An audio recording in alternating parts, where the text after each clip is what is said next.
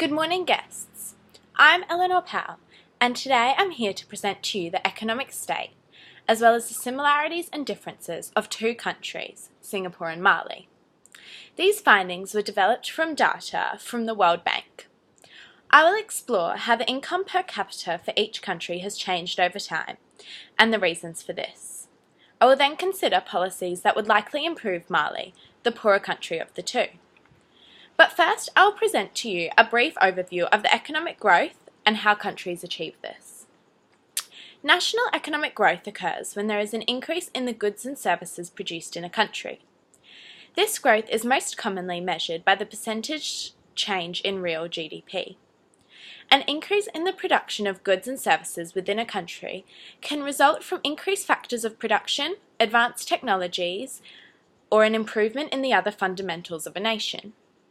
In present day, there are 5 eminent factors of production: land, labour, capital, entrepreneurship, and knowledge. An economic model which best explains why countries which have fewer factors of production are generally poorer in comparison to countries which have many is the production function. The productivity of a country is an important determinant of a country's economic growth and can be affected by many elements. Capital can affect a country's productivity, as demonstrated by the Solo model. Health and income are also major contributors to a nation's productivity. Technology is an increasing influence to a nation's productivity, which can be seen through the effects of innovation and transfer of technology. There are also fundamentals of countries which affect a country's economic growth. These include government influence such as policy, intervention, the rule of law, taxation, and corruption. Further, geography, climate, and natural resources are undeniable fundamentals to the growth of an economy. From this determination of economic factors, I was able to establish key indicators from the data of Singapore and Mali to properly compare their economic positioning. Immediately, it is evident the GDP per capita of the countries are vastly different. At 1967, when the data starts, the GDPs were roughly on par.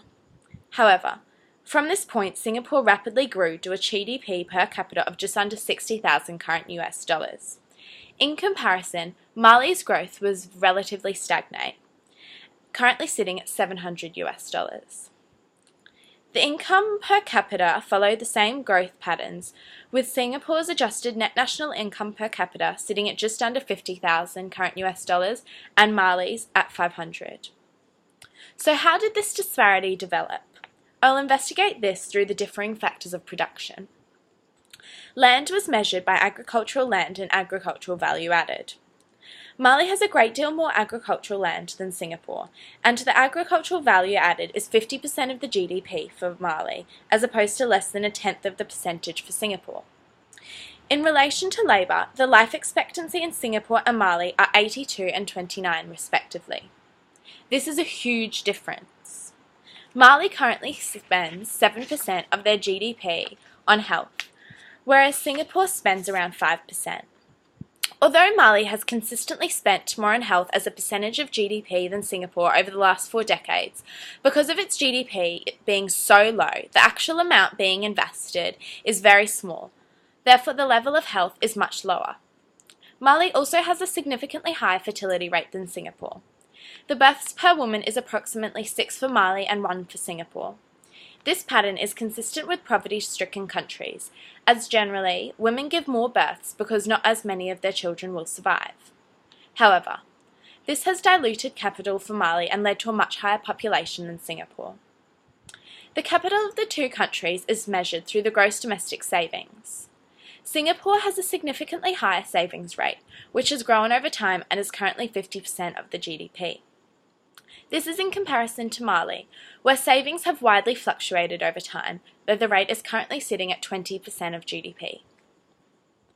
To measure the entrepreneurship of the countries was very difficult, as there was very little data between two of the research and development expenditure and patent applications. The 1 year, 1995, where both countries had data for their R&D expenditure, Singapore and Mali dedicated 2.01% and 0.66% of GDP to this sector, respectively. The knowledge of the countries was measured through the government expenditure on education as a percentage of GDP, as well as the labour force with different levels of education.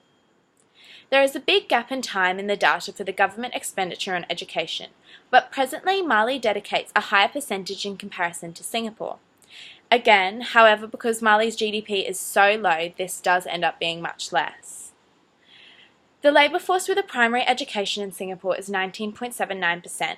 The percentage with a secondary education is 30.29%, and those who have a tertiary education is 49.9%. From this it is evident that the labour force within Singapore is highly educated, therefore show high levels of knowledge. There is no data on the education levels in the labour force for Mali. Singapore has a better location in relation to trade due to being so close to the recently economically successful Asian countries. Both countries have a tropical to warm climate and are exposed to the problems associated with this. Although Singapore has a much more tropical climate, Mali is exposed to more tropical diseases as the population is more prone to sickness due to the pre-existing low levels of health and the resources being not widely available for treatment. The data also shows that Singapore is a large exporter of high technology. This is not a major contributor to GDP for Mali. From these findings, it is clear that the countries differ in nearly every indicator.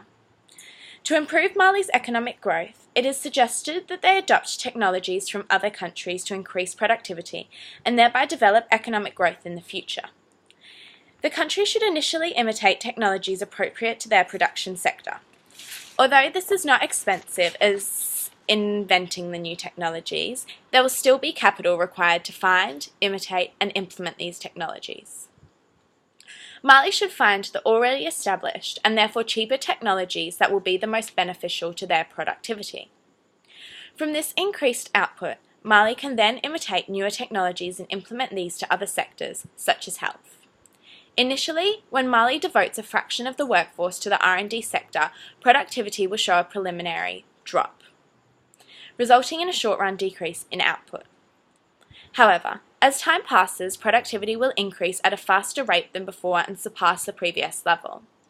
Another disadvantage that could arise from the implementation of this policy is that while productivity may show initial increases, if the quality of labour or rate of savings is stagnant, then increased productivity may be short-lived. This policy will also take time to succeed, as the initial GDP in Mali is so low. Investment will similarly be very low. This means that it will take a while to gain momentum and achieve the means to imitate relevant technologies. The government should invest into the health sector, significantly investing into the availability of vaccines, clean water, and safe working conditions. By increasing the country's health, productivity will be increased due to a better nutrition. From this, the multiplier effect will take place, where this increased output leads to a higher income per capita, and the higher income per capita allows individuals to further afford better health and nutrition. The implementation of this initiative would defer capital from other areas to the health sector. Therefore, this policy may also cause an initial drop in productivity and therefore output. The effects of this policy should be nearly immediate, with higher inputs into the health sector generating economic benefit in the short run as well as the long run. However, because Mali's GDP is already so low and the population is so high, it may need to borrow money to fund any substantial health initiatives that would be beneficial nationwide. Preceding both of these options, the country should implement a higher national savings rate. This must be done following the implementation of another policy, as to save a higher amount the country must first increase the GDP overall. This is because Mali's GDP per capita is so low that it cannot afford to save any more in the present state. Once Mali surpasses a GDP per capita that is just above subsistence, the government should introduce a higher savings rate. This idea that savings can lead to higher growth arises from the solo model.